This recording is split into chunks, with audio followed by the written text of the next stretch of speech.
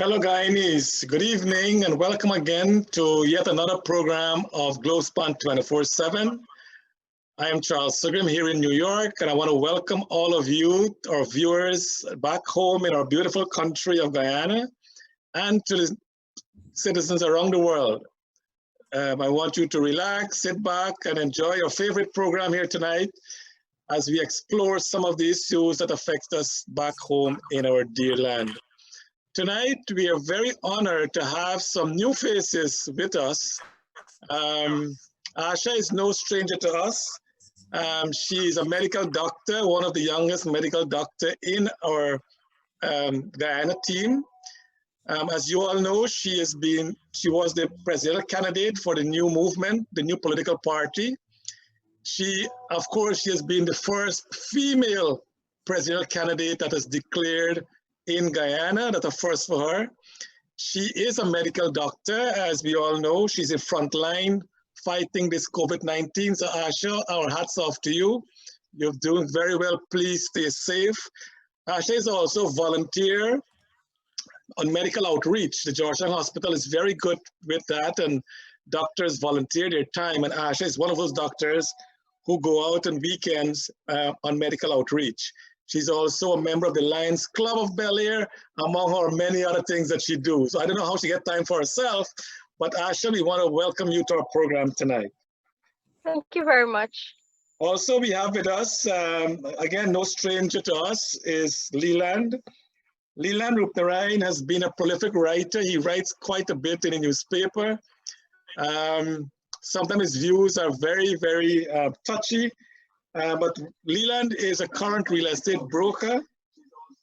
Can you put it? Yeah, Leyland is a real estate broker here in New York. He's a builder. He built quite a bit of houses. He has been involved in politics for many years. In his young years, he was a teacher at St. Stanislaus College. He became one of the members of the Elections Commission for the United Republican Party, I believe, Leyland, from 1990 to 1992, the PCD. Leyland was also a founding member, of the New York team of the Alliance for Change, the AFC. He's no longer a member. As a matter of fact, we were all kicked out from the AFC here in New York. Leyland and I, we were both kicked out of the group. So Leyland, welcome to the program as well. Well, this is a first. Thank you all very much. Okay, and last but not least, we are waiting also for Mr. Malcolm Harripaul, but we have with us, we are very honored today to have Mr. Alberto Baldeo. He is no stranger to us.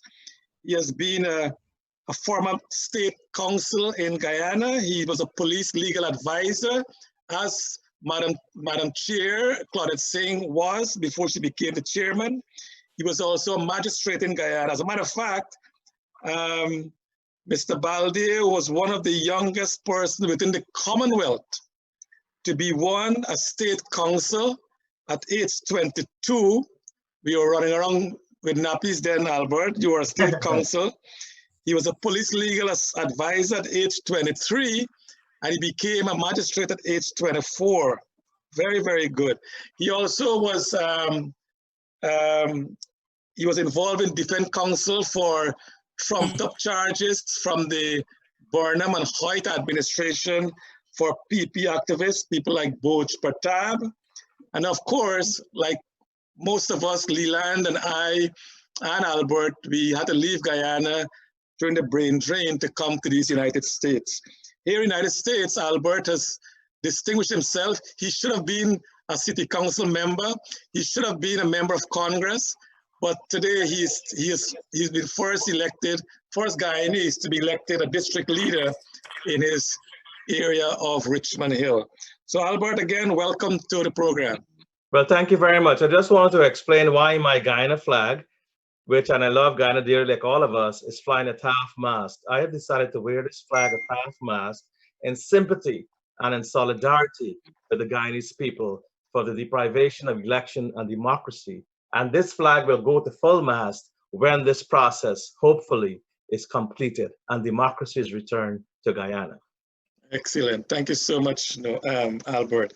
Again, we want to thank Nohar Singh for making this broadcast possible, this platform, and to Devin, our technical specialist. To this evening, we are using Zoom away from Skype, so it'll be a little different tonight, and we hope that Malcolm Harripaul can join us later on. We're having some problems connecting with him, so as soon as we connect with him, Malcolm will be on with us.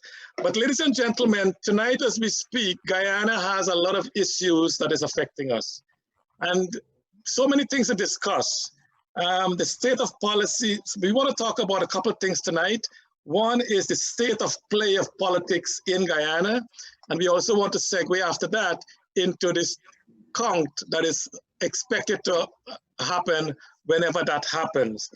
But this recount, as we face it today, could have been avoided. Had Madame Singh, Claudette Singh, stepped in when Mr. Mingo was doing his shenanigans within the commission, had she stepped in then, all this would have been avoided and a new president would have been sworn in a month ago. Today, as we speak, we are 7 weeks after the election of March 2nd. And still seems to be no end in sight. But all that saying, that is now water under the bridge. We need to look at what is the next step in Guyana today. So now that we have this impasse going on, and hopefully there is a count coming up soon, Asha, you are there in Guyana. Maybe you can lead us off. Tell us what's the state of play now in Guyana as we speak? Well, the truth is that we've never experienced anything like this before. We are in unprecedented waters. There is no government existing at the moment. The people do not know who to turn to lead them at the moment. Democracy is dead. We have seen in plain sight, live streaming, live on television with my own 2 eyes as I'm sitting there in Ashman's building that the election was they tried to steal the election from us. That's how it happened. False declarations were made. While you're walking on the street, we still have political tension. Racism is still playing a big part in all of it. But the most painful part in it all is that the people are suffering because right now we have the COVID-19 outbreak. The cases in Guyana are going up. Aid is needed, and there's nobody to protect us, as a matter of speaking. So it's all in quagmire. I wouldn't even describe it as quagmire. This is total confusion, total destruction, and a total disrespect for our democracy. So in your view, it's really bleak right now in Guyana. It's terrible. It's terrible. It really is. The people are losing hope. Every person that I speak to that reach out to me and ask me, Dr. Kissoon, what's happening with our election? And when I tell them that, okay, we're waiting for a recount, we're trying to fight for it, what they end up saying to me is, man, I've lost hope. I don't know who to turn to anymore. That is very, very, very sad to know. Albert, Leyland, you want to step in there? Let me talk about this. This is the hallmark of a dictatorship, Charles. There's no question about it. You had first, this was a regime that was voted with a no confidence motion that legally and constitutionally was sent packing. Then you had these elections where they tried to delay for so long, and then you had where they were voted out of office from all the information that came. Because the question is, why are you so unwilling to go through a recount, if you know you've won the elections? And this is where now, and what has actually convinced me that mischief or criminality is afoot is that I went to hire a law firm in America that represented a country, Sudan, for its terrorist. We'll come to Albert, if you don't mind, we'll come to that later on in the program. But let's talk about the state of play in Guyana right now. The state of play is that we are in a quandary. We are under a dictatorship. It's a de facto illegal regime. It's a shame that it has lasted 7 weeks. There must be, and the international communities have all condemned it. So definitely I agree with the learned doctor that there's a state of urgency.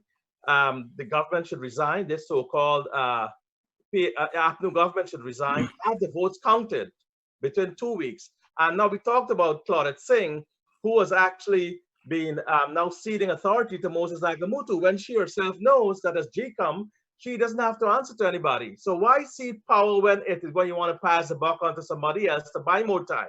So what I believe is a very scurrilous dictatorship, and they should stop these games, and they can go back in the opposition and try to find fault with, just like people do in a democracy. But Charles, the time has come when the world and Guyanese all over the world and in Guyana are calling, and loudly so, that there must be democracy at this point in time, and they must stop playing these nasty, vicious games with the 750,000 people and a very large diaspora. The time has come when enough is enough, and they have to now move on with democracy and install whosoever is one has to be installed, whether it be Granger or whether it be Irfan Ali or whether it be the learned doctor who I understand is a president. She was also on the ballot. Whosoever wins the election must be installed, and then from there. Okay, Leyland, what do you think of the state of playing politics in Guyana right now? Well, sir, this is a very incendiary situation. And I think looking at the history of the PNC that was formed in 1955, it was born out of deceit and treachery. Fast forward to 1992, it was none other than President Hoyt, when he lost the election, subsequently threatened to make the country ungovernable. We are seeing the manifestations of Hoyt's wars today in 2020. The elections are a test, whether you fail or you have passed in your performance as the leader. Therefore, the people of Guyana has marked the test papers of the coalition government, and they have deemed them to fail. Therefore, we need a new president. What's going on here is that President Granger, whose idol is none other than Forrest Brown and the architect of rigged elections, is waiting, in my opinion, for something to trigger off and a constitutional clause that will give him the power to declare a state of emergency and continue ruling this country. As it stands, the cabinet has resigned nearly 4 months ago. At the end of this month, at the end of April, there will no longer be a constitutional government. The Constitution states 4 months for you to have a new parliament. The only person who will hold an office constitutionally is Mr. Granger. And Mr. Granger has the power to declare a state of emergency, and he's already 1/3 of the way there with the COVID-19. If we can trace back what is happening here now, we don't really have much fear of a COVID-19 compared to a GECOM 90 when Mr. Patterson was there as an illegally placed chairman of GECOM. Mr. Patterson set the tone to infect the staff of GECOM. Today, we are seeing the exponential detriment of what has happened under Patterson's watch to the GECOM staff. Yeah, there is no one logical or intelligent that can say that the GECOM staff is not compromised. When you look at the performance of Mingo and Lowell Field, and now the Honorable Iron Lady, the so-called Iron Lady, she has been popularly known in this part of the world as Fraudette. Fraudette Singh. Someone saying she's Claudette Stink. People are giving all sorts of names to her. But Asha, and Albert, you're an attorney, you're a former magistrate. I'm sure maybe you work, in your time, I know Claudette Singh was part of a lawyer at that time. I'm sure she was a lawyer in the 90s when you were a lawyer as well in the 80s. But the thing is, I believe, and maybe I might be wrong, but I believe that she is taking revenge on the PPP because the PPP denied her the opportunity to become the chancellor. Now, God help us, if she was the chancellor and she is doing what she's doing now, that judiciary would be in a total chaos. The fact is that she has not proven herself to be anywhere near independent. If she was independent as an independent chairman, none of this what we're going through today. 6 weeks ago, the new president would have been sworn in. That did not happen. Yes. Albert? Shed some light on this, Charles. When I was there in the 1980s, I would not rate Claudette Singh as one of the legal luminaries in Guyana. You had people like Dudnath Singh, Rex McKay, Bernard DeSantis, and so forth. But you did not have Claudette. She was in the Attorney General's chambers. And most times you don't go to court in that office. So whilst we were prosecuting violent crimes and coming up against the best lawyers, so I might remember my first case was against Lionel Luckoo and then Dudnath Singh and Santos. But why I bring this up is because she seems heavily dependent on other people for legal advice.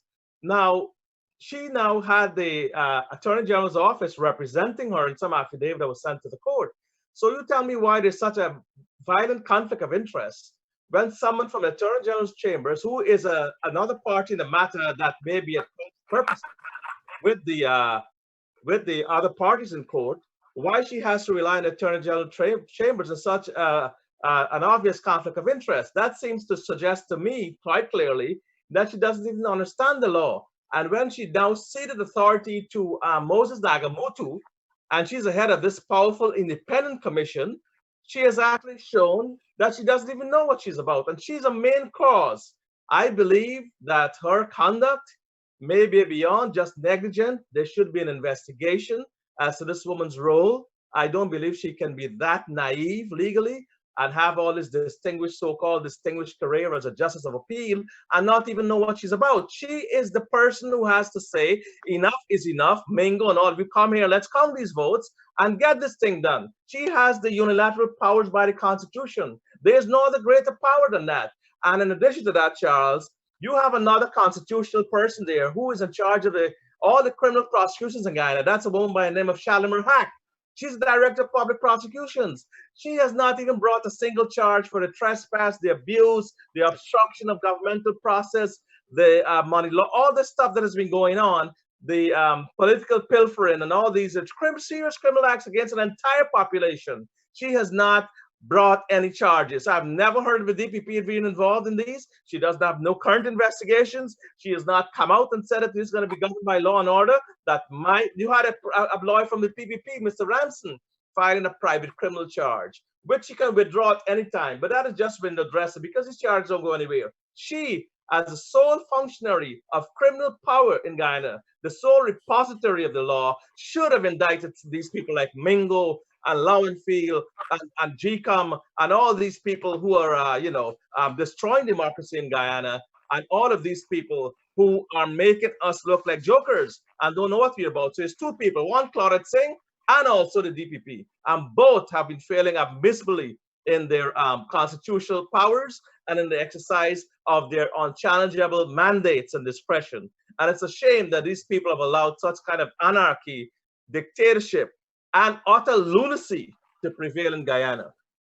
Asha, what is your view about the chairman of GECOM? You're a candidate for a party. Well, she as a candidate for GECOM, you mean Claudette Singh? No, let's ask Asha. Asha being a candidate for a political party.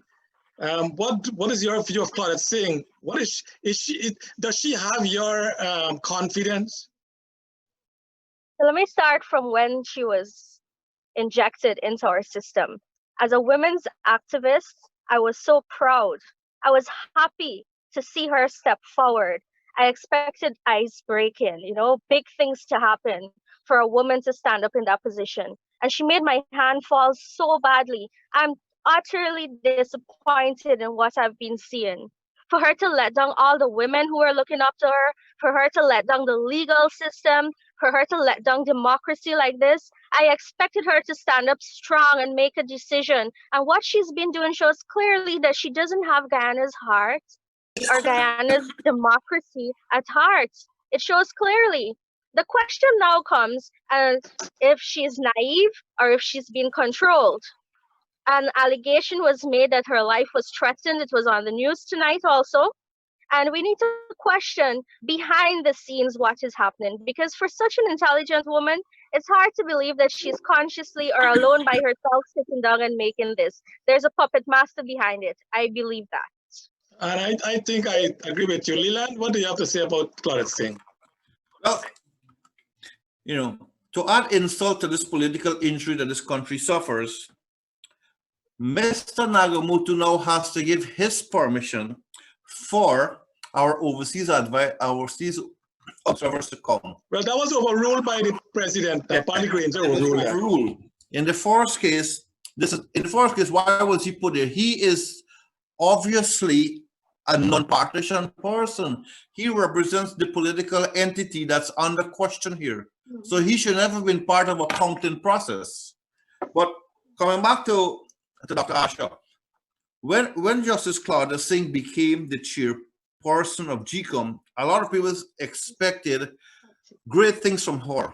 I didn't. I wrote this clearly. I do not trust Claudia Singh. In the 1997 elections, when all the political parties had agreed to the use of voter ID cards for the elections, including Janet Jagan and Mr. Hoyt, those were the two presidential candidates. After the elections, when Mr. Jagan had won the elections, Mr. Hoyt, with his PNC cabal, filed an action in court that voter registration cards were illegal. And you know who gave the decision that yes, they were indeed illegal? Justice Claudia Singh. I know, we went back to that. I have made a strong conclusion. She is being controlled, like Asha said, by other forces. They are persons who are pulling the puppet strings.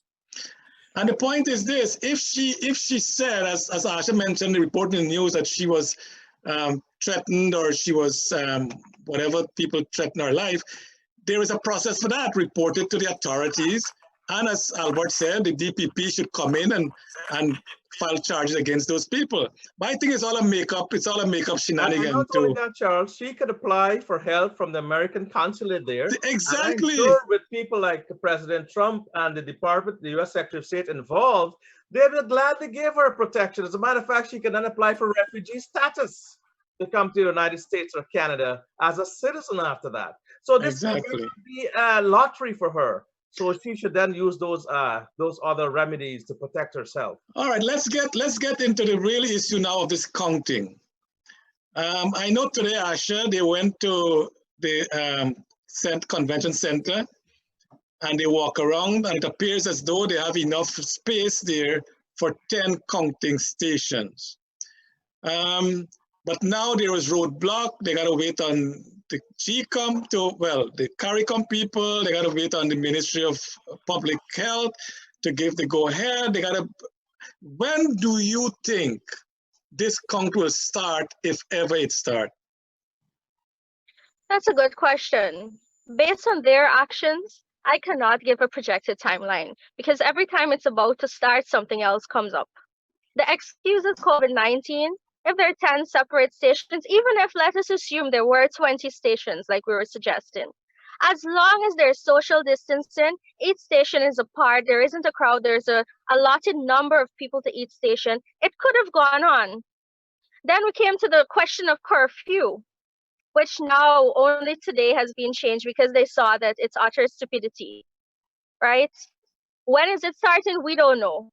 But the way they're doing it, they said, a maximum of 10 stations. We do not yet know if it will be 10 stations. For all we know, they could tell us 2 is enough or 3 is enough to put it out even more time. Nothing has been defined, and that's the letdown about the counting. The date has not been set. The exact number of people has not been set. Who is participating or overlooking has not been set. She's claiming that the people counting lives are at risk because she was threatened. So security or high class or top class security needs to be put in place first. How long is that going to take? Nobody knows. It's more shenanigans to put off the counting. So you don't see this happening until May, maybe? Possibly. Because what I'm saying is every time we're about to start, they come up with a new excuse. Albert, what do you think? This is a pity, you know, Charles, we are one of the least dense populations in the world. Why didn't they use a bigger center? Guyana has a lot of space. You got National Cultural Center, you got Providence, Cricket Ground, you got places you can cordon off, Washington Road, whatever it is. It's a farce that they're looking now to choose locations that they can easily say, well, it doesn't have enough space, the logistics are not there, you got the virus coming in, and you got people got to be quarantined. Well, why quarantine people who come in to help and have been taking precautions already and probably who have antibodies in their system from these countries, these more developed countries that are coming to help us in our lack of democracy and dictatorship takeover. So you asked a good question, and it's always bothered me whether they're going to ride this thing out till to the end of another election or to facilitate what you call a government by a state of necessity. You know, some politicians can say, you know what, we have the COVID lockdown, we have all these problems. I am now going to be President Granger as per necessity, as per constitutional mandate and necessity. I hereby declare myself to be president once again, like Idi Amin or any of these people. There's nothing preventing them from doing that. Now, this is a total breakdown of democracy, and it's a very present threat. That is why Claudette Singh has failed and failed abysmally to have 8 weeks going on, and she has not yet been able to do this thing. And then again, I don't know who selected her. You have to blame Bara Jagger for selecting such a person, knowing that she had a history of bad will towards the other parties. Why select such a person who may be legally inept and incompetent? Why don't you bring in somebody from outside, bring in somebody who is more middle of the road, or who knows how to count? Perhaps she never did math in school and she's afraid of it. This is a problem. So I blame him for a poor choice. And you know, and then I blame people like Nagamutu, who are all hell-bent on remaining in power. And then Grange is playing games like the learned doctor said, Asha. He's saying one thing and then he's saying one thing. And someone told me today that he has like 8 heads. He's always pulling in one of the Hydra heads to justify one of its inept and totally incompetent. And I don't think it's negligence for Charles. I've been an old prosecutor in Guyana. We have brought charges on less evidence than this, for treason, for governmental obstructions, for obstruction of justice, and for all these criminal acts that are in the full parade of the world, and nothing is being done. I don't know if the DPP is still alive. I don't know if she was struck by the coronavirus or any acts of God, but she's also to blame on nothing. So Leyland, do you want to chip in? Gentlemen and lady. Leyland, do you want to chip in there? What do you think of this lady? Well, first of all, when Mr. Mingo was declaring his results and objections were raised by the observers and the PP commissioners, where was Mrs. Claudette Singh? A couple of days later, after the court case, and Mr. Mingo came up with his so-called spreadsheet and bedsheet, where was Mrs. Claudette Singh? Mrs. Claudette Singh has been conveniently absent. She has shown no leadership. And I know there's an old saying, when your house is on fire, you don't quarrel with the fireman. Nearly 50 days, and we don't have a count. This scenario is so reminiscent of the Olympic Games. You spent 4 years to practice for a 10-second event. Think of Mr. Usain Bolt, who wins the 10, who wins the 100 meters in 9 seconds. He spends 4 years to practice for that. We are spending nearly 50 days for a 5-day count. This is not inefficiency, and this is not constitutional obstacles. This is a deliberate attempt to steal the elections, not to steal PPP's vote, but to steal the vote of every single Guyanese, because your vote should be counted. You should take your 31 seats that you get, the coalition, and go and sit in parliament. Do not expect to get more than 35 seats, more than 33 seats. But herein lies the big problem, right? The problem is not who wins the elections or who gets the most votes. The problem is, as was aptly indicated by Dr. Jagan in 1957 when he became the premier, we will sit in the Legislative Assembly as Her Majesty's loyal opposition, because they would not have been able to govern. If the PPP steps into office, the PNC will do everything to make, as Hoyt said, the country ungovernable. The PNC has never won an elections in Guyana. The first elections they won in '64, it was because of a coalition with the United Force and Peter de Gar. And they subsequently tampered, rigged, fabricated all the election results just to remain in power. After free and fair elections, the PNC lost 5 consecutive elections. They won in 2015 because of a coalition. Once again, because of a coalition. So historically, the PNC is a weak party. So when you're weak, what do you depend on? You depend on bullyism.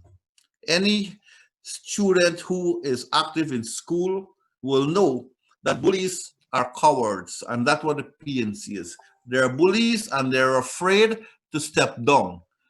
Legally, you have been voted out because the purpose of an election is to decide whether or not you have passed the test of governance. Forget what David Hines said about born in the ballot boxes. David Hines is short a few cells up there. But coming back to Guyana's election, we have a serious issue here. This is not about who wins the election. This is about the ability to govern.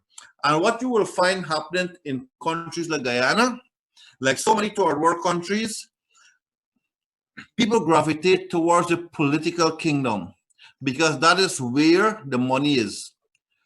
Third world countries have leaders that have become phenomenally rich, like the African dictators to start with. Some have ruled for 40 years. Some have become billionaires, like Equatorial New Guinea, and half their country live on 300 US per year income because it is the power of politics. If you compare that scenario to first world countries, Western Europe, America, even many Asian countries, people who come out of school, graduates, you will not find them gravitating towards the political kingdom. They will gravitate towards financial management, corporate jobs, stock market jobs, and they will go into entrepreneurship because that's where the opportunity to make money lies. Everybody comes into this, into adulthood to get a good job. That's what we are all taught while going to school. Get a good job when you graduate. But in Guyana and many third world countries, you have to get to the political kingdom because that's where you get a direct pipeline to the money. When you look at the people in Guyana, look at the wealthy people in Guyana. Seriously, look at the wealthy people in Guyana. When their names are talked, when we discuss their names over a beer or over a lunch, you know what we were saying? That man has good connections to the PPP. You see, he got that contract. You see, he got that job. You see how many houses he has. That man is a wealthy minister. He's a Barjagdir friend. He's a Ramutar friend. It's the same thing with the PNC. You're going to be a Granger friend, and you're going to buy a bond for $20 million and rent it for $5 million a month. You're going to get a contract to buy drugs and sell it to the Ministry of Health, something that the PNC had actively vociferously condemned under the previous administration, and rightly so, but they end up doing the same thing. So the power of the political kingdom is the way third world countries will always go. Unless you create economic opportunities, there will always be room for corruption. And that is so true. So the thing is, we are talking about what you said there, Leyland, make a lot of sense, is that most of the, well, not most of the people, but those who get into politics in Guyana is really, they get into politics to get rich off the backs of the electorate. Because if they go into business like you did or like Alberto did, and like Dr. Kissoon is now, hopefully she will get into private practice later on. I am also in private practice. The thing is, we got to work extra hard to earn your income. When you get into government, you have to hold all the revenue of the state at your disposal. Look, we're talking about the state. In 2015, when the PPP left office, and I'm no defender of the PPP, when they left office, they had over $12 billion in gold reserve. Today, the gold reserve is less than $1 billion. When the PPP left office, the current account with the Bank of Guyana had a surplus of $20 billion. Today, there's a deficit of $102 billion. So these people, they have no skill to manage your money. And this is not racial or this is not political. But we've seen what Burnham did in the 80s. Guyana went bankrupt because he couldn't manage the financial resource of the country. Now in 2020, we are also bankrupt Today, oil went to negative number, never in the history of the world. Oil, they're actually paying you to buy the oil now. You're not paying for oil now. And so when we depend on this oil revenue, we are wasting our time because oil will not get up to the price we want to do. If these people stay in office for another month, we're going to be in serious, serious trouble. They have no skill whatsoever to manage the financial affairs of our country. Asha, what do you think? Well, we're speaking about the people who blatantly disrespected the no confidence motion. We're speaking about the people who made the worst oil scene in the history of the planet Earth.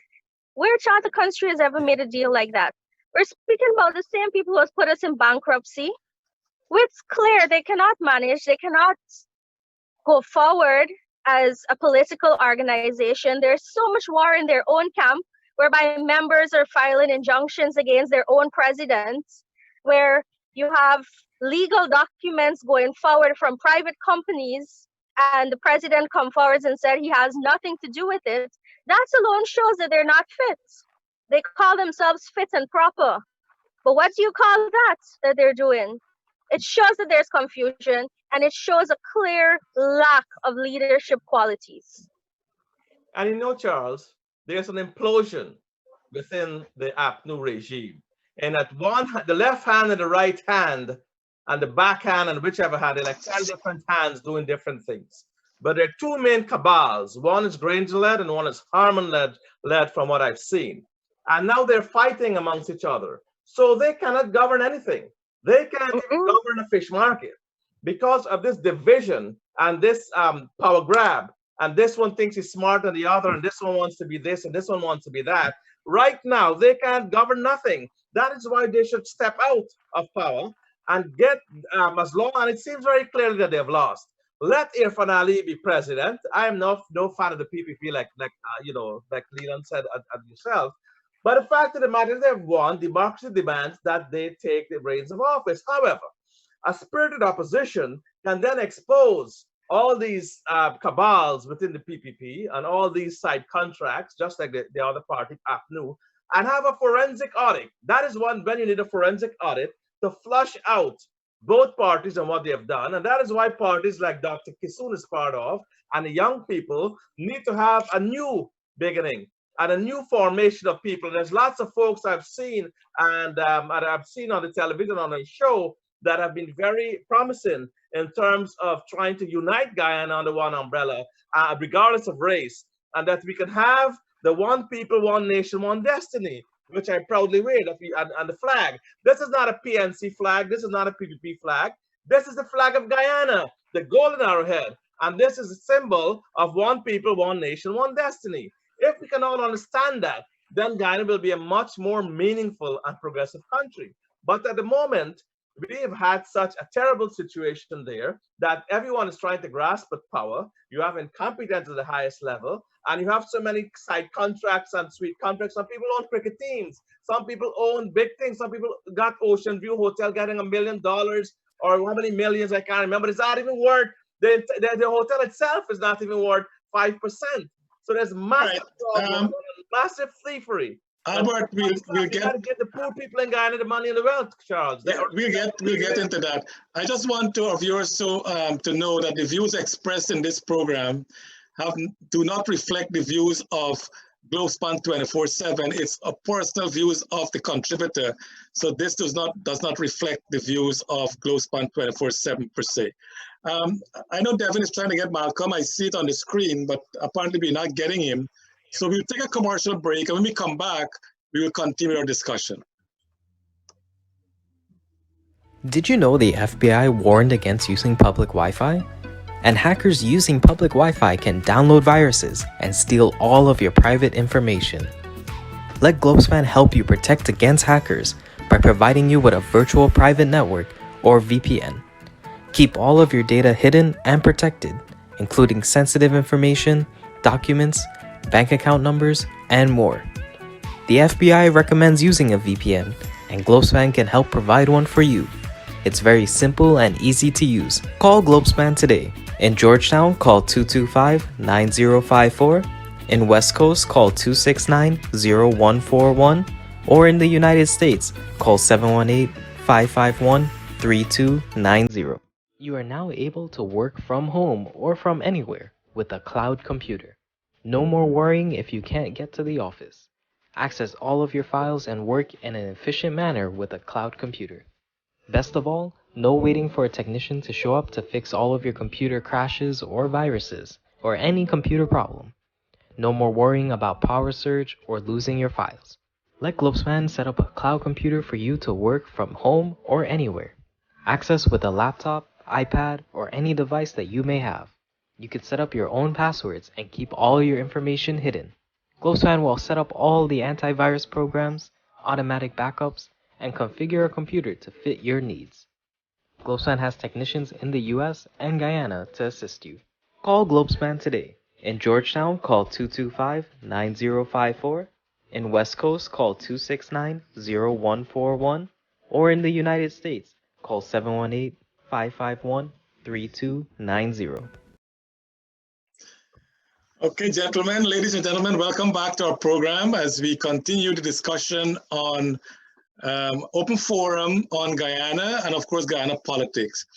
Recently, we have heard and read in the media that there is a dossier that was sent from the government of Guyana initially, and by all report, the report that was filed by the Department to the Department of Justice, that report says that they represent the government of Guyana.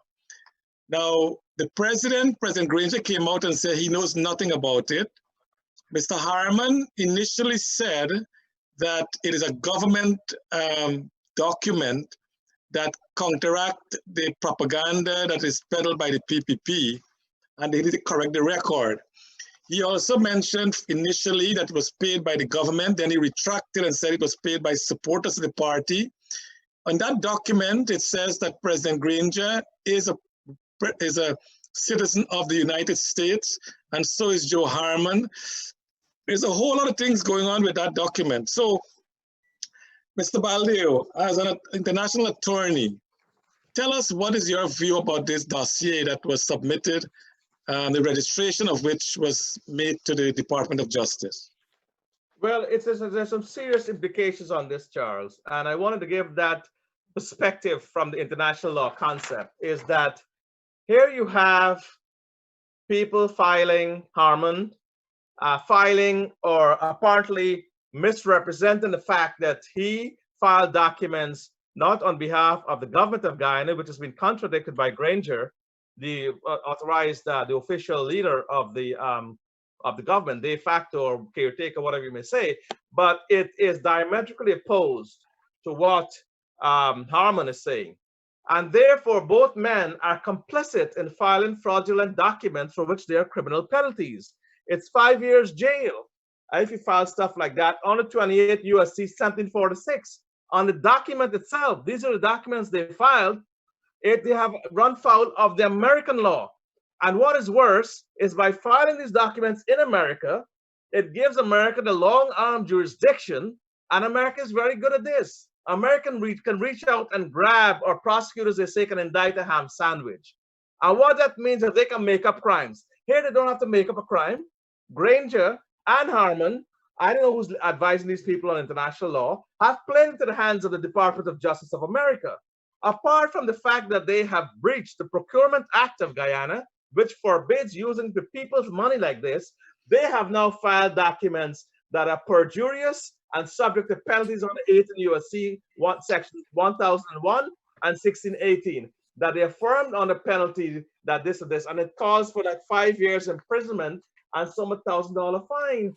So Albert, who can be implicated with that fraud if there is a fraud presented to the U.S. Department of Justice? Well, here's how the American government works. They are very good at this. They're quick to say conspiracy, RICO, and major crimes and drag everybody in. So if there is complicity on the part of Granger, Harman, and whosoever, they can very well be liable on the American law, and they can be brought for trial here. They can drag in all the people who were involved in this signing, including the entire cabinet.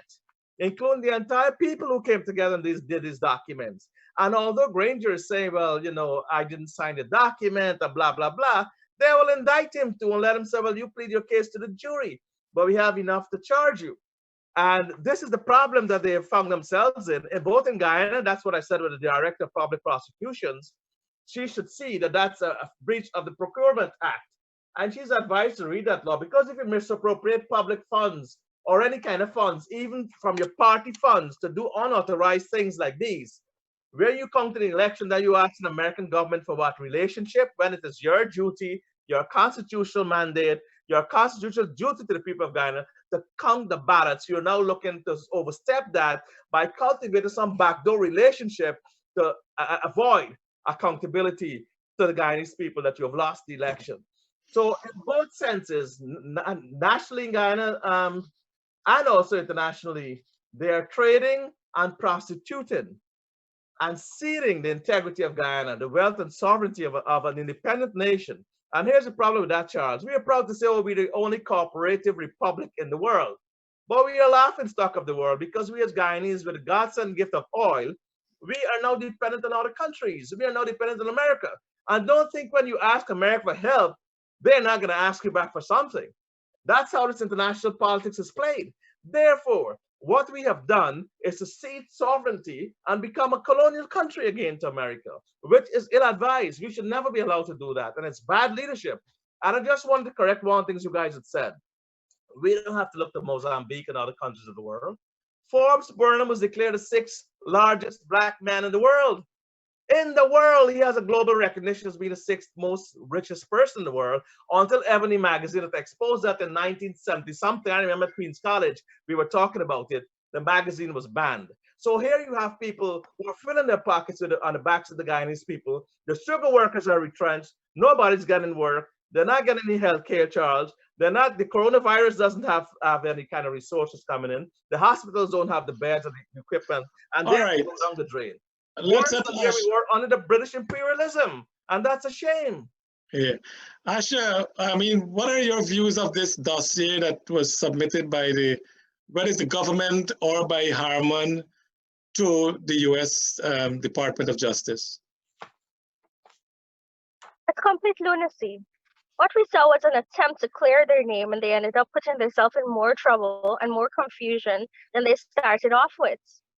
We see that President Granger has pulled himself clearly out of it by saying he had nothing to do with it, but the disease is still in his camp. It's coming from inside the AFC. It's coming from a member of his party that has gone to these companies in the USA to get this document done. Mind you, would you go that far to have false information presented to an entire nation? To our nation, to the United States of America, to all the countries that are paying attention to this document right now? It doesn't make any sense.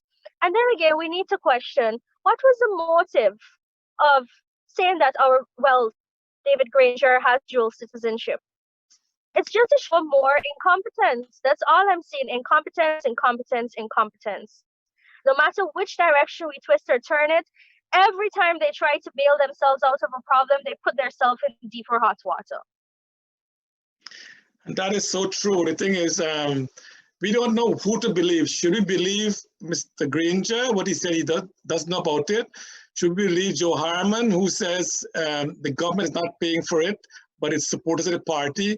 This apparently, Leyland, this attorney that is representing the government, whoever it is, he represented the guy from Sudan, as Albert says.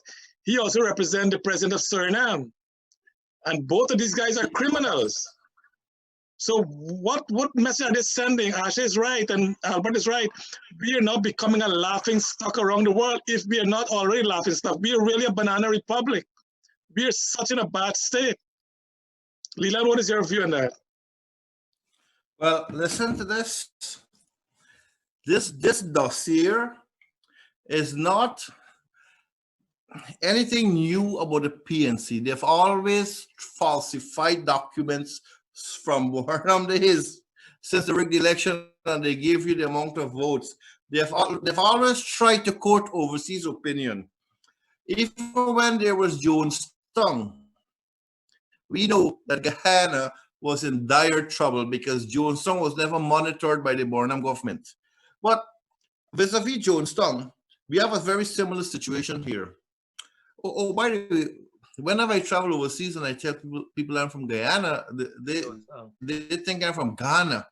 So I have to tell them Guyana is a country in South America. They don't know that. Guyana is British speaking. They don't even know that. But when you tell them, you know, there was a suicide cult where 914 Americans they drank poison Kool-Aid. Oh, yes. The cyanide. Yes, poison Kool-Aid. Yes, cyanide laced Kool-Aid. Oh, yes. Guyana, Jonestown. That's how. What a way for your country to get known worldwide. So now we have a next situation here. This dossier that the PNC that is propped up all of a sudden is really aimed at damage control. You have made a mess of things and you want to smooth it out. This dossier, this solicitation of a foreign-based firm, a PR firm, should have been done prior to the elections so that the PNC will get a good name. And let's say they have been they have influenced the American lawmakers and lawmaking policy and their support base in America and all over the world. That's why you pay PR firm for. They would have been able to get more votes. That's the purpose of lobbying, to get more votes or to gain something. The PNC have made a mess of things. It's like when you commit a crime and then you go in front of the judge and you have a very long story. You know, these people, they should have read Peter Drucker, The Theory and Practice of Management. The PNC have always been consumers. They have never been producers. The other half of the Guyana population will wake up 2 o'clock in the morning to go and cut cane and go to their rice fields. The PNC people, they will go to the barracks, they will go to the police force, they will stop your car and demand money from you. And they'll go to the public service dressed however they feel like and whenever they feel like turning up for work. It's a very, what's the word? A very unbalanced society. And I think Mr. Granger is trying to do an Israeli concoction here where neither party won a clear majority. Israel is a country that has a PR system just like Guyana. So here's what Israel is doing as of tomorrow. Mr. Benjamin Netanyahu is going to be the prime minister for 6 months, for 18 months, sorry. And after he steps down, Mr. Gantz, who was the opposition leader, who also got quite a huge percentage of the votes, very similar to Mr. Netanyahu, but no one got a majority. He's going to be the prime minister for another 18 months. So Mr. Granger is working towards sharing the presidency, or he wants a negotiated truce like Adolf Hitler aimed for when he was losing the Second World War. He wanted a settlement with the Allies, but thankfully Mr. Churchill and President Roosevelt said, no, we want a complete surrender. The PNC, I don't care if you call these people, they are PNC. They just painted themselves in another color. They just wear another set of clothes. They are the PNC. They do not want to get out of government. They want to share this government, or they want a negotiated form of temporary leadership, the so-called power sharing. It's not going to work. Power sharing is never. But our country is a different system than Israel, so we really can't compare the two per se. But Asha, also the PPP, they hired a firm as well. Mercury, I think the firm is, to represent their interests in the US. How different is Mercury from the one that APNU hired?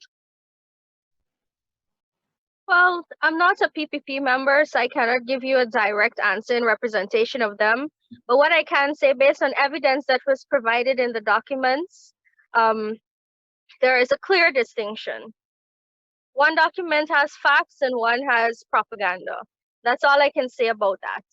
I guess the wise thing to do would be have a PPP member defend Mercury and what they were presenting. Okay, Albert, what do you think of Charles, these contracts cost a lot of money. This is a $72,000 was paid down US. at the signing of this contract by Harman and the APNU. And Mercury also would have a similar thing here. Here's my take on this. You have, and lawyers will never say, oh, I'm not going to take your case. I think I heard the Attorney General, former Attorney General say last night that when I was looking at this YouTube thing that, oh, you know, no lawyer who's worth his salt will take your case. Not in America. American lawyers will take your money and say they're going to represent you, and they can sell it. They can be so woefully incompetent. My point here is that even if APNU does not have a case, or the PPP doesn't have a case when they got Mercury, it's vital money, vital taxpayers' money. Where does this money come from? This money comes from just like us in the diaspora, where they come and ask for money and they take our money and don't want to include us in government. It comes from the sugar workers and the bauxite workers and the poor folks and the farmers. It comes from Guyanese, who are very and who gentlemen, sorry to interrupt. We have Mr. Harripaul on the line. Oh, okay. So that's my take on that. Just to conclude before Mr. Harripaul comes in, Okay. Charles, is that this is the problem, that both sides are wasting money and resources when Guyana has all the brains in the diaspora and internally, where we can police our own affairs and we can count. Certainly, we're not looking to put somebody on the moon. We're looking to count election for less than 1,000 people. I ran an election here that had more votes than Guyana combined, and I lost by 500 votes. So what is so difficult? We got the results the same night, and the next morning changed it and said I lost. But I'm saying within a day, you got the results. So why can't we do this basic fundamental math in Guyana? Okay, Malcolm, welcome to the program. Thank you, and I'm very sorry about all the technical difficulties. Very good evening to all your viewers and listeners out there. Malcolm, we're talking about, well, we talk about first the GECOM situation, but we're running out of time. We're almost coming to the end of time, but we are talking about the dossier that the APNU prepared, and also we are talking about, in comparison, the Mercury company that PPP hired. What's the difference between two? Asha was saying, and rightly so, that one is full of propaganda and one is very factual.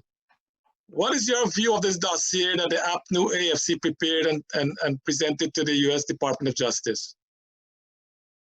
Yeah, I have not seen the dossier. I have not read it, and I'm not really interested in whatever it contains or does not contain, right? But my position right now is that the APNU won the election, and where we have to, if we are to follow all the laws and all the electoral procedures since 1992, at this point where GECOM went, in having all four returning officers declare results for the respective districts, the next step would have been for the Chief Elections Officer to present this report to the chairperson of GECOM, and then to have GECOM meet at a statutory meeting and discuss the results. And for the results to be conveyed to the Chancellor of the Judiciary, who will then swear the president. That has always been the procedure, that has always been the laws followed since 1992. So what we have out there today is a great deviation from those laws and from those procedures. Malcolm, I know Asha will come in there and challenge you on that. But the thing is, where did you get that information from that APNU AFC won when the High Court judge, the Chief Justice? Sorry, I was talking over you there. Sorry about that. What I'm saying is that where did you get that information from? And I'm sure Asha will come in there. The Chief Justice of Guyana instructed Mingo to go back and get the thing done correctly. He went back and did even worse. So how can you say that APNU AFC won the election when the verification was not completed? You look at the video footage of what GECOM when Mingo was trying to establish we're not hearing you. Can you? Devin is a speaker.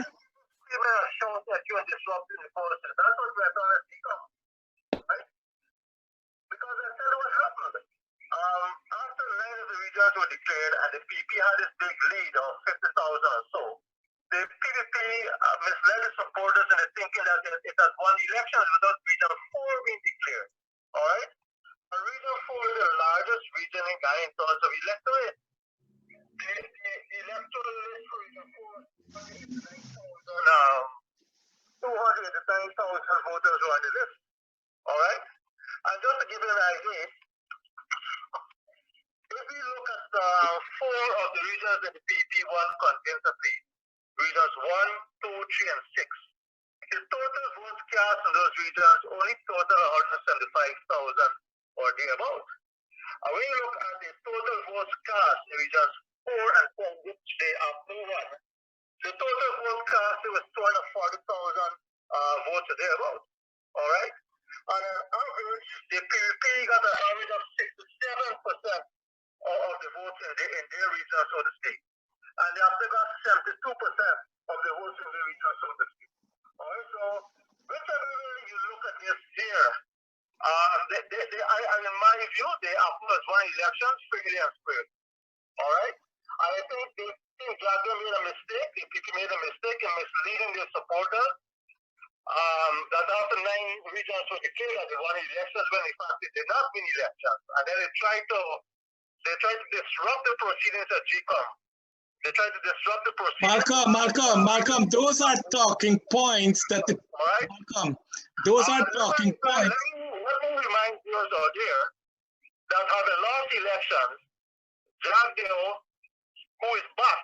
I heard one of your panelists talk about after supporters don't go to work, 2 o'clock like the PP supporters. After supporters go to work in the army, police, and they go to the banks and they don't deal with the GECOM and so on. Well, let me say this. The most powerful class in Ghana today is the class of narco-traffickers, and all the narco-traffickers are aligned with the PVP. They're the ones who finance the PVP. All right, Malcolm, I want to stop you there, if you don't mind, sorry. I want Asha to come in there about this perceived winning of APNU AFC of the election. Asha? Mr. Sugrim, let me make it very clear, first of all, that the new movement has not proclaimed a winner. We do agree that up to the point where the verification was done, the PPP Civic was in the lead. However, before we can declare a winner, we would like the verification to be completed. The second point is an illegal court ruling was made that the declaration was false. Now, anybody who could stand up and defend such declaration is more corrupt than the system itself and has strings on them as a puppet master also behind it. Let me tell you, 3 different declarations made with different numbers.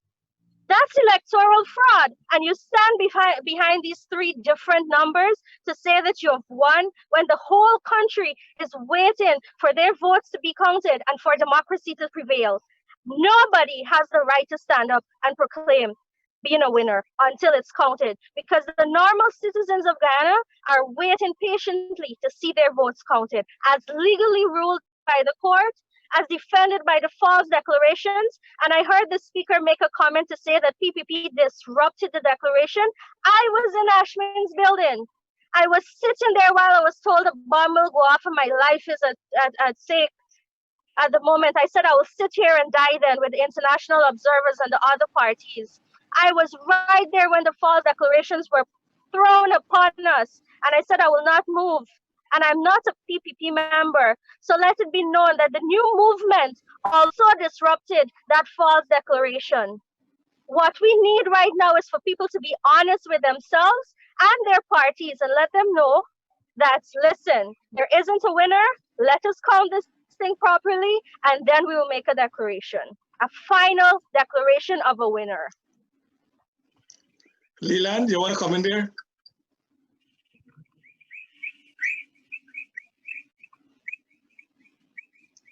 We're not hearing you. Your speaker is off. Yeah. Oh, it's still on. Oh, yeah. You hear me now? Yeah. Yes. The current situation in Guyana concerning the final declaration of the results is a situation that has been well concocted by the government. They are thriving on their illegitimacy, their squatting in parliament, and they are there to spend money as much as they can before a legitimate PPP government is sworn in, or whichever party wins the election. The point I'm trying to make is this is nothing new to these people. They have usurped power many times in Guyana. And if you look at the 1997 elections, none other than the head of state, President, the former President Desmond Hoyt, openly declared he will make Guyana ungovernable. What a disastrous comment. What an imbecilic, irresponsible comment from a person aspiring to lead 850,000 people. Guyana will always be plagued with this ethnic insecurity because elections in Guyana is not a case of you fail, therefore we need another candidate. What elections does in Guyana is to say we win. We will rule you or you will rule us. Unless that concept is changed by economic measures, then the political system in Guyana will never work because it's a tug of war with equal forces on both sides, more or less. Yeah, but Leyland, I want you to comment. I want you to comment on Malcolm's statement that APNU AFC won the election. Well, there are two forms of argument. One is a logical argument, and one is an emotional aspect of an argument.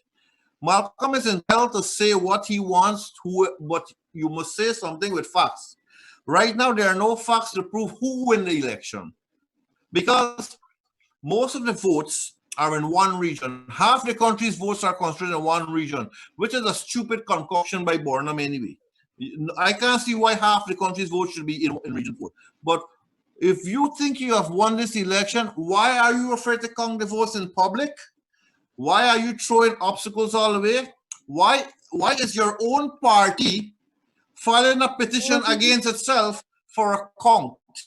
It shows the asininity of these people who want to hold on to power. The simple matter is, if you think you have won, go ahead and count.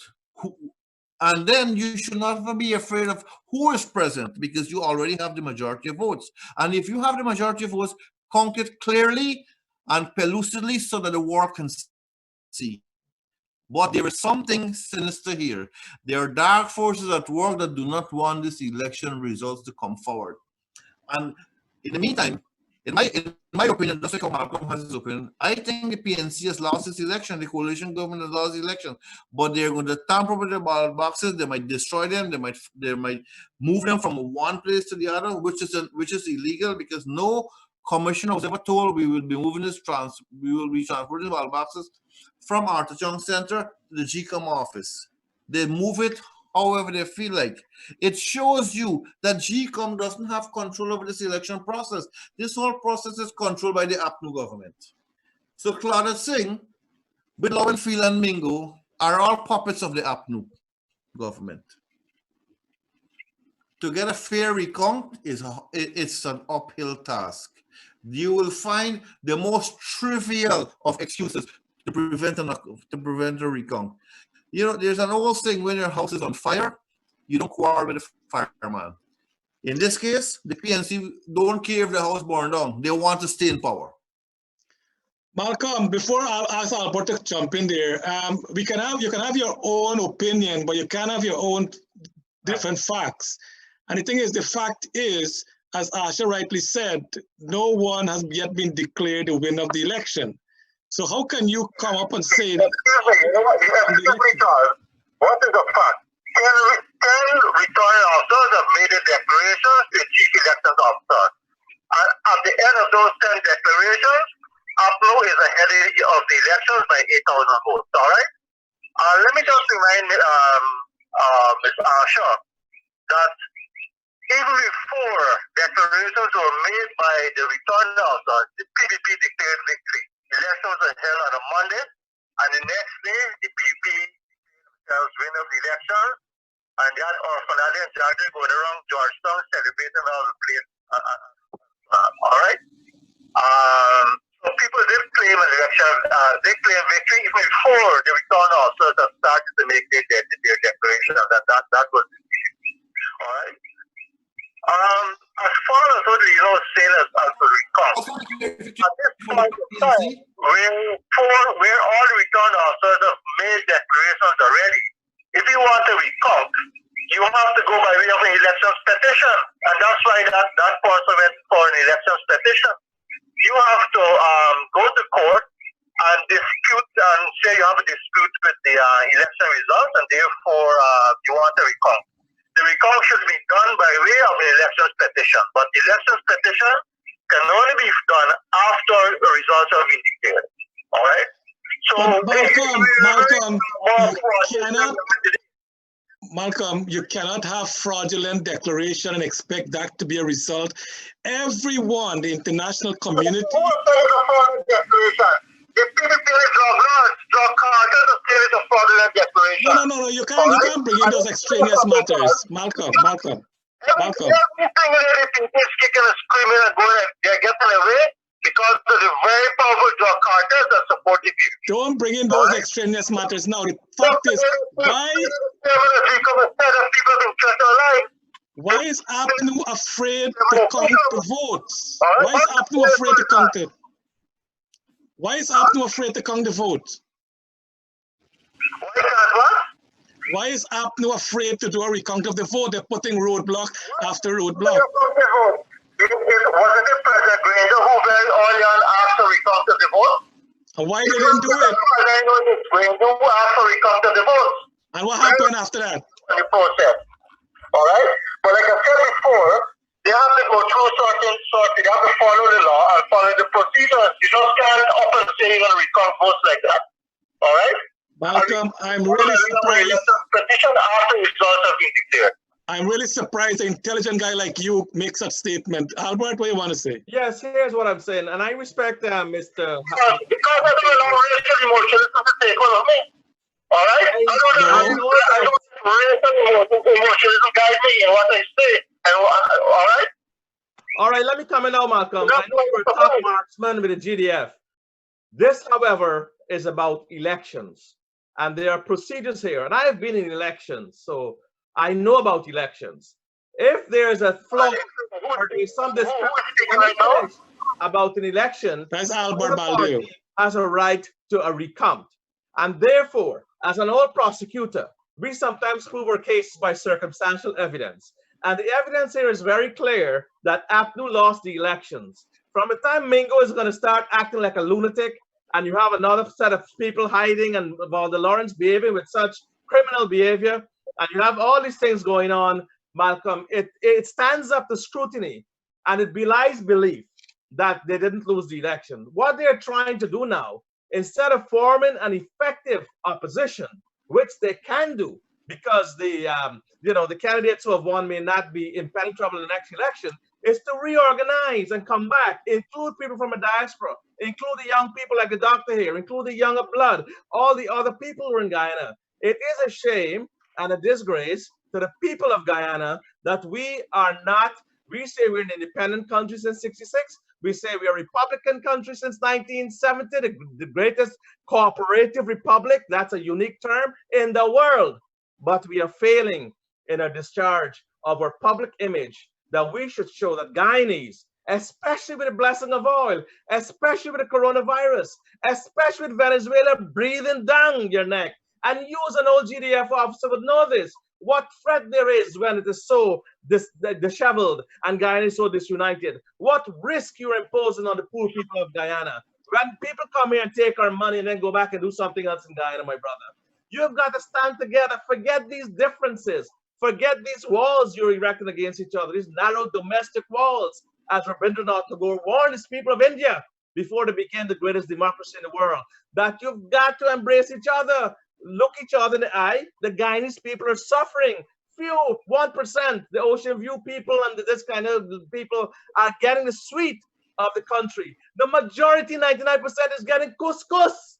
They're getting nothing. And that is wrong. It's morally, legally, politically wrong, and you should change your stance. Not only you, but all of you guys there who are causing this confusion and this shame on Guyanese. Now we, as probably the most progressive country on earth, very soon, the Wall Street Journal rated us that we're going to have the largest increase in our economy. But what are we getting now? We are getting zero, brothers and sisters. Guyanese. All right, Albert, Malcolm, before you come on, Mingo made 2 declarations. 2. Both had different numbers. How can you now trust Mingo declaration as being an authentic one? What you're saying is totally false and untruthful, all right? Totally false and untruthful, Mingo.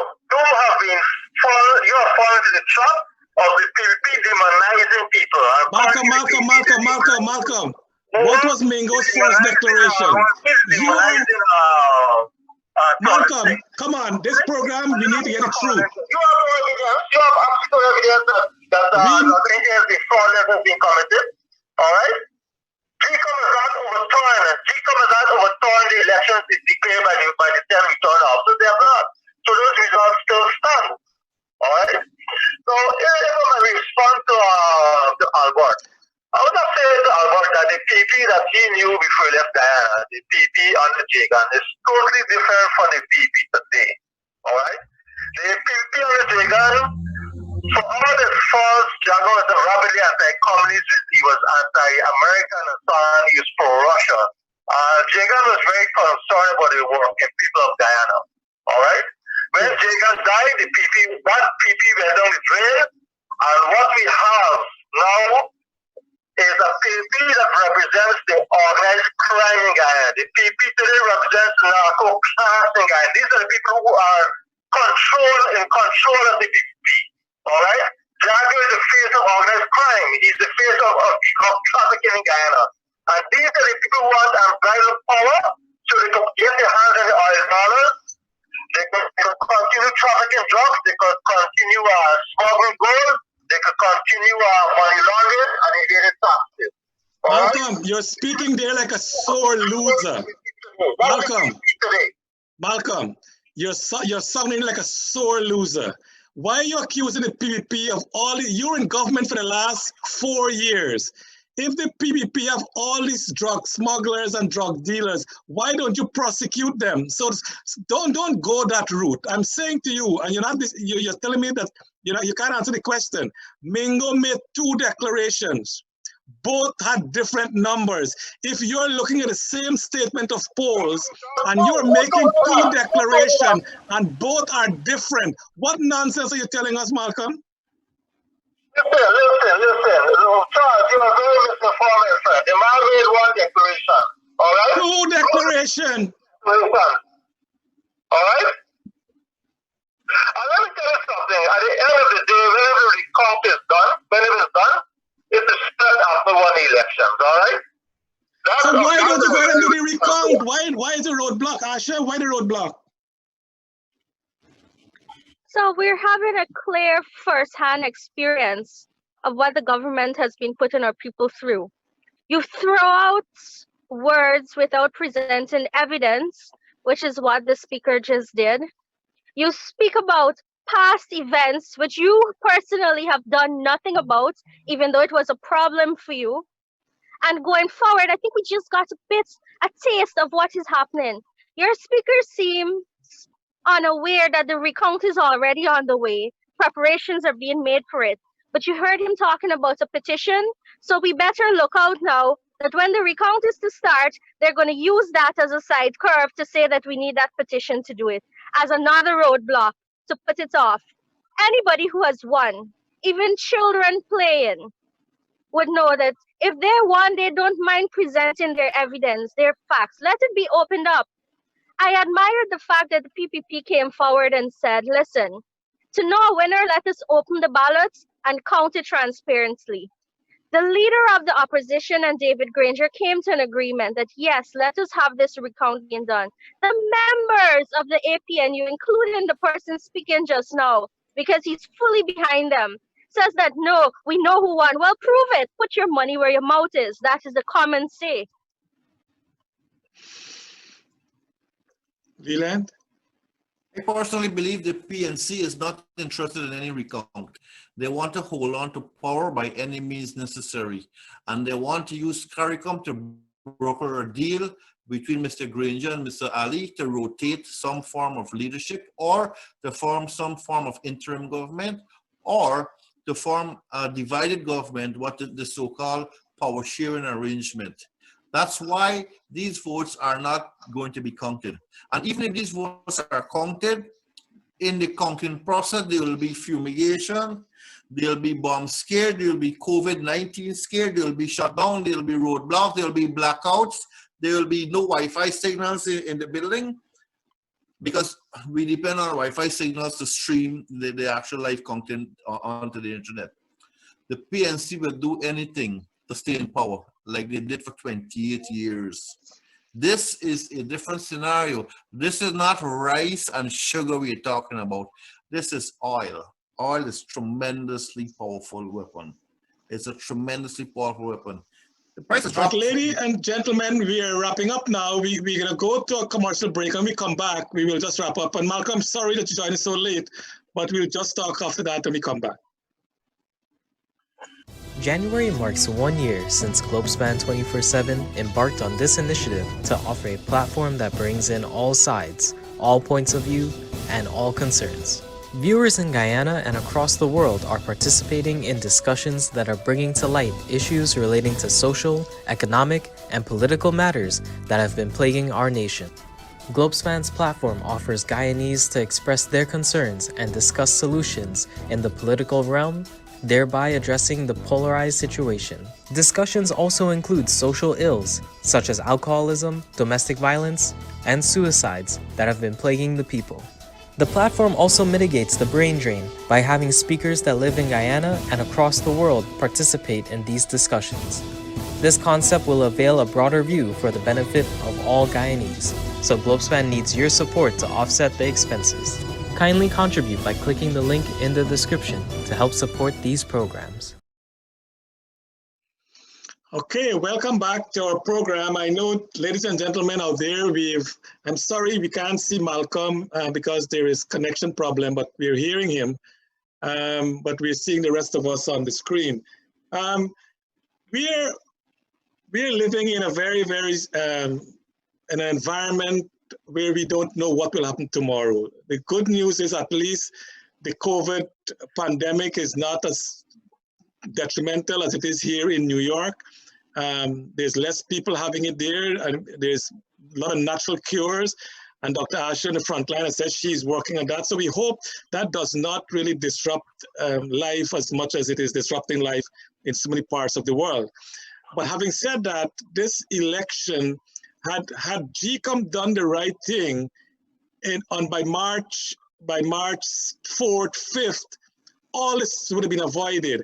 And the new government would have been able to go really hands-on and deal with this COVID-19.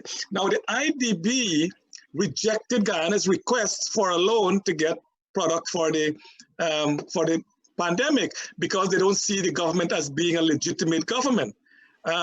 Other parts of the world, they receive millions and millions of dollars, hundreds of millions of dollars to help their nation with this virus. So the political... Also, Venezuela didn't get any money as well because of the illegitimate government. Precisely. So the thing is, we are at a standstill and we don't know how long more this will go on. So in closing, Asha, tell us, what is your plan? What do you see going forward in the short term and maybe another month from now? And what do you see happening in Guyana? Well, I can tell you from the new movement's point of view, we will continue to be here and have a voice. We stand 100% for transparency. We stand with all opposition parties petitioning for this recount to happen and playing our part. I will personally be there daily counting those ballots when the time comes. If a first-hand account is needed, I will be happy to provide that information. We stand for facts. There's no time I'm going to sit here and present anything to you without having the evidence to support that. Going forward, I will ask for people to remain calm. We are here for you. We are trying for you and fighting for you daily. And even though you're feeling like you've lost hope, I'd like you to know that we'll continue on this good fight to make sure that your democracy is preserved. Excellent point. I got a question before you go off, Asha, is why is the government making preparation for budget and budget speeches. Are you getting the vibe in Guyana that they're preparing for the new budget? A message was sent to me tonight that they're preparing to make a presentation tomorrow. I do not have evidence to support it, so right now it's a rumor. So yes, I have heard talks about that, but we will know when it comes up as solid facts.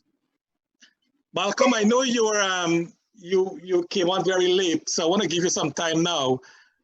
Couple things. One is, what do you see happening in the next month or so? And do you have information about the government preparing a budget for this year? The government will have to prepare a budget because we were there. We won elections. And let me assure all Guyanese out there that the APNU plus AFC won the election, and that Baldeo and his cartel-dominated PG has refused to accept the election result.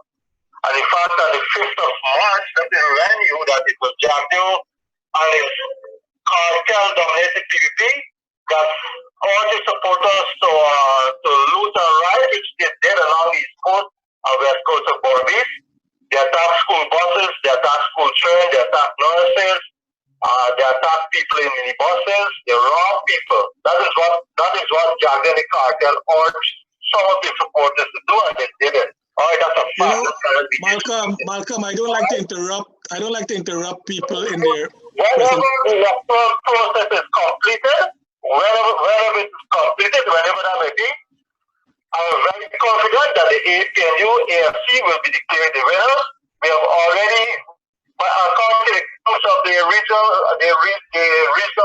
returning officers, we won the elections, and we'll be declared winners for the third or fourth time again. Every time they come to balance, we will be declared the winner. Okay? So if before the budget, of course, any responsible government will have to prepare a budget. All right? They will have to prepare a budget. So I don't know why they should not be preparing a budget. The budget should have been prepared already. Just waiting for the results to be declared and accepted, and the new government sworn in, and so a new parliament could be convened. Malcolm, you're a very intelligent guy, but a caretaker government cannot prepare a budget. There is no government. There is only a president in charge for oversight authority, because a government, the people need something to govern, but there is really no government. It is rumored that the cabinet meeting is tomorrow at 10 a.m. Are you saying you have chaos and a breakdown of law and order in Guyana?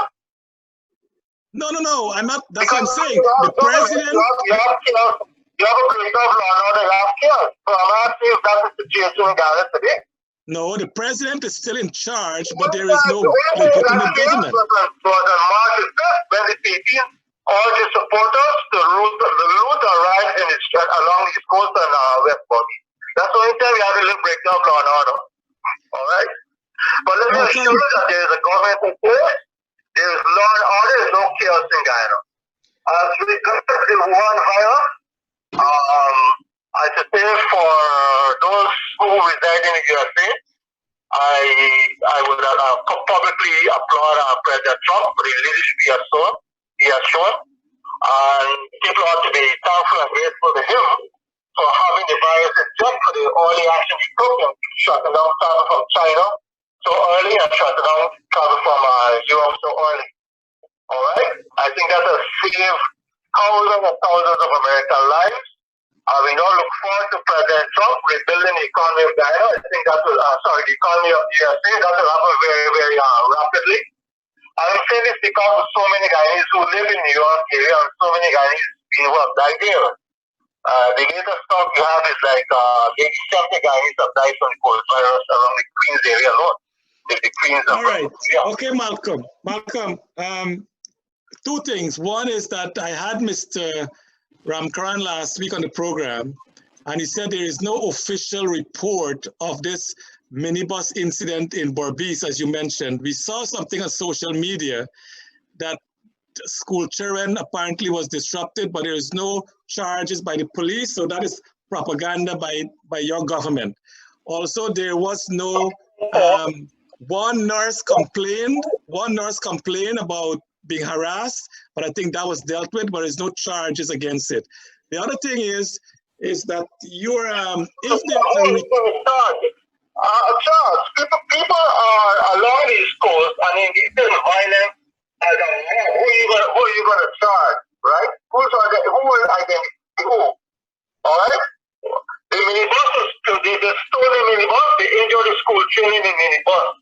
All right. Do the school train know who stole the minibus? No, they don't, because they were pouring fear under the seats of the minibus. The school bus. It wasn't a minibus. It was a school bus.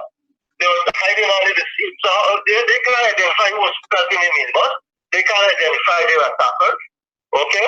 There's a lot of untruth in what's going on there, and you're not hearing the truth. The government is pushing propaganda, and of course the other side is also saying it's not propaganda. It is not propaganda. It is okay. Violence and everything. Oh, Charles, let me tell you that. With all the evidence, you're this propaganda. Okay. My question to you, Malcolm, is after the recount. Among chapter 2 policemen, that's propaganda. Okay. My question to you after the recount is, if the APNU AFC lost in the recount, what will you do then? What I will do? Mm-hmm. You're asking me as a first what I'm going to do? Yeah, if APNU AFC lose the election after the recount is done.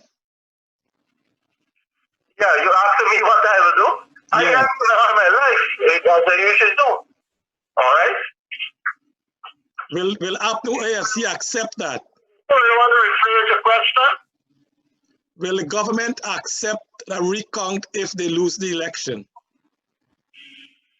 Of course, what the President Granger has always said from the very beginning, he will abide with decisions of GECOM and decisions of the court.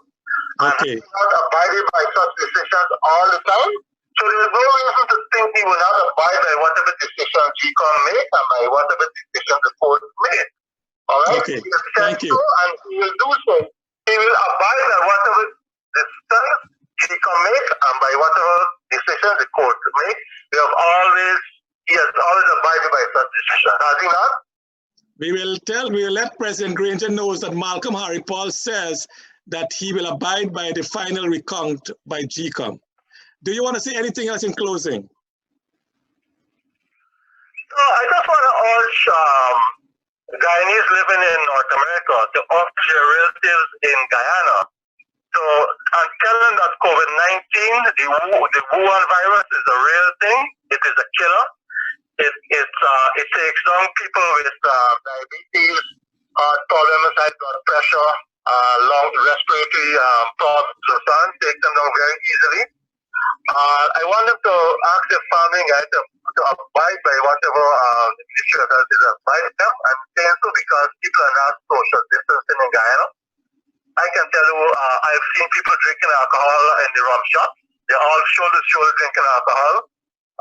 People are in their friends and family at home, 20 persons at home drinking alcohol, and then when they're done, they have to overload in cars to go home and start.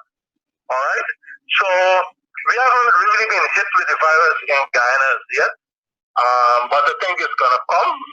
It's not that you wish people bad, but it's time. All right? Once you have the virus here and it's here already, so far with all the testing they've been doing, it's like 1 in every 5 persons tested have tested positive, which is not good news at all. All right? Mm-hmm. So I urge you to urge your family in Guyana to let them know that the virus is real, it's a killer. Thank you so much, Malcolm. It goes very rapidly. All right. Leyland, you want to give your closing comments? Yeah, thank you, Charles. Well, thank you for all the participants on this program tonight. I would like to close by stating that this election impasse, this reluctance of the coalition government to have a full count and to get the results published is something that is well orchestrated. In this era of the COVID-19, we have to look at the era of the GECOM-19. Last year, when Mr. Patterson was injected after Mr. Granger repealed 18 names submitted by opposition leader Barry Jagdale, it was a planning process. And Mr. Patterson has infected the entire GECOM staff. That is why GECOM can function the way it functions today. The GECOM chair is notably absent at crucial times in this whole fiasco. She is sick. She cannot make a decision. She has held one press conference. Well, that's not true because Mr. Guyanese has held 2 press conferences in his 5 years of office. Remember, the Constitution states you have 4 months from the date of the dissolving of Parliament to have a new legislature sworn in and take up their seats in Parliament. We have up to the 31st of April for this to happen, or we will have a serious constitutional crisis. And the only person who has authority in this situation is the president. No minister should ever be entitled to a salary or can make any decisions or no budget passed because we have a serious constitutional crisis. I would say 2 things here. Mr. Granger wants to negotiate power with the PPP, and he's going to use GECOM and other international observers to bring them to the table to share this presidency in a so-called interim government, so-called shared governance. That's not going to work. Because if you win, you win. You don't find Usain Bolt, who wins the gold medal, stating, I'm going to share my gold medal with the worst person who gets the bronze medal. Finally, as Mr. Granger has repeatedly said ad nauseum, he will abide by GECOM. GECOM is an independent body. Whatever GECOM says will go. That's like if you have a cricket team and you send them into bat and say, don't worry, you go and bat, play all the strokes you want because you have paid the umpire. That's what's going to happen here. The umpire is well and truly in control of dark forces. Mrs. Claudette Singh is not the Honorable Claudette Singh, that title that she got when she was the Chief Justice. She is just, in colloquial lingo, Fraudette Singh. Look out. There is a serious power struggle within the government itself. And the law of Guyana states very simply, whoever GECOM declares to be the winner will take up the reins of the president, regardless of counting any votes. Just thank you. But before Albert comes on, just 2 things. One is that April has started today. It's not 31. I know that's an error. But also the court ruled, according to the Attorney General, is that the direction of 4 months is not directory. And I guess Albert can comment on that.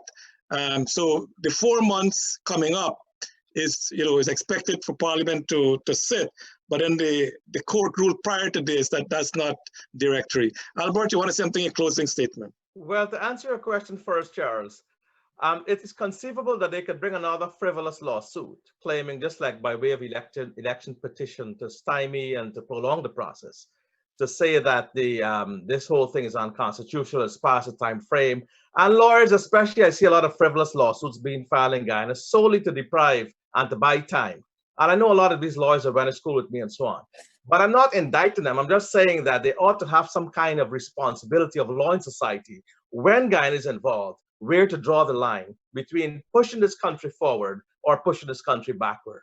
And the lawyers have got to come together and do what is right for the country. And forget the massive retainers they're getting. It is wrong. Also, the lawyers here, they should stop shelling out money to them and give it to the poor people of Guyana. Now, I want to speak on behalf of the founder leader of our nation, Dr. Cherry Jagan. And he was a founder leader, and he was out of office for 28 years, as we talked about. So what is 4 years out of office? What if you have lost an election, Malcolm, and all the others? I don't want to make an open call to these people. Granger, Nagamutu, Williams, Harmon, Lawrence, Amna Ali, Kemraj Ramjatan, Moses Nagamutu, Brian Tiwari, Keith Lowenfield, Roxanne Myers, Clement Mingo, and Claudette Singh. All of you have got to put Guyana interests first. Right now, you're not doing that. And also the members of the PPP or the coalition must also come together for the betterment of Guyana. I speak as a Guyanese who was born in Better Hope, who had to really, like all other Guyanese, elevate and make it in life. And when we see this happen in Guyana, our heart bleeds. We are very sad over what is going on, because when we came to America, and all of us, we had to really work hard. And to see now that we've given God's grace with oil and the way we're fighting over crumbs and we're ceding our territory now to other countries, that is a shame, and it must stop, because we are now, you have a government which is a squatting government. In international law, such a government is not recognized. It is not recognized by the United Nations, by Commonwealth, by CARICOM, or any other official body. So what you have, Granger, is that you're worse than a colonial country. You're not even a colonial country like British Guyana. You are a squatter in office. So what I'm saying is make sure these elections can come to an end. I will give you until the end of next week to do that. If not, we already have a petition out of 30,000 signatures to call the Department of State. And the Department of State number is 202-647-4000. Look it up, 202-647-4000. They don't play. There's present serious sanctions. Mike Pompeo has already told the ambassador of Guyana that he may have to pack his bags and leave. And I know him well. He went to school to be at Queens College, but Cincinnati. They may recall all these ambassadors because all the countries are against this shenanigan going on in Guyana. This is theft of a fundamental right of 1 million people roughly, and the people in the diaspora. And we want to see Guyana progress. If you have to leave, you've lost the election, so what? You move out of office, you form an opposition, you come back. But for you to hold on to power in such an idiotic and clownish way belies imagination. You're an embarrassment to Guyanese. You're an embarrassment to Cherry Jagan. That man was out of office for 28 years, Charles. Can they take an example for what Cherry stood for, where he took us, and now you're taking us backwards by squatting in government, and squatting over the people, and you can't get money for coronavirus? The last Commonwealth meeting, President Trump, when he invited the CARICOM leaders, he did not invite the Guyana president or the de facto president or caretaker, we're going to call him, because he doesn't have standing. And that is a risk you're playing. And now you have the Department of Justice can bring criminal charges and reach out and grab these players I just mentioned. Before it comes to that, gentlemen and ladies, make sure you put Guyana interests first. Do the right thing and let the poor people of Guyana, let the 850,000 people breathe and breathe the free air of democracy to a God-given country that has oil now. Look up. You're looking backwards and you're sucking each other's blood. You need to stop that and go hand in hand, whether you're black, blue, brown, or what. Land of 6 races, go forward together. This is very important. Take it from me and all of us who've lived in other countries. We are second-class citizens here. In Guyana, you are kings and queens. Cherish that. Thank you very much. And Dr. Kissoon, it has been a pleasure. Leyland, Mr. Baldeo, Malcolm, it has been a pleasure having you guys on the program tonight. And we look forward for next week as we continue discussion on an open forum on issues that affect our country. I hope that good sense prevail this week. Malcolm? Thank you very much for having me on the program. Let me congratulate Mr. Albert Baldeo for his authentic qualifications, which he earned from prestigious North American institutions. He did not go to the University of Iceland like the PPP presidential candidate did. Well, Malcolm, thank you very much. That is uncalled for. That is uncalled for, but if he won, he won, even without the qualification. No, Malcolm should know that the fact is that the presidential candidate got a PhD from the University of the West Indies, and that is a fact. So, Malcolm, don't go below the belt. That's not nice.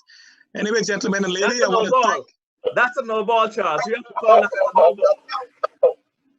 I want to thank you guys for being on the program, and we look forward. Hopefully, by next week, things in Guyana will change and the recount should start. Again, from New York, I want to thank all our viewers, thank Nohar Singh and Devin for the great job they're doing to put us on this platform to share our knowledge, our information with the viewing public. To our public out there, thank you for joining us.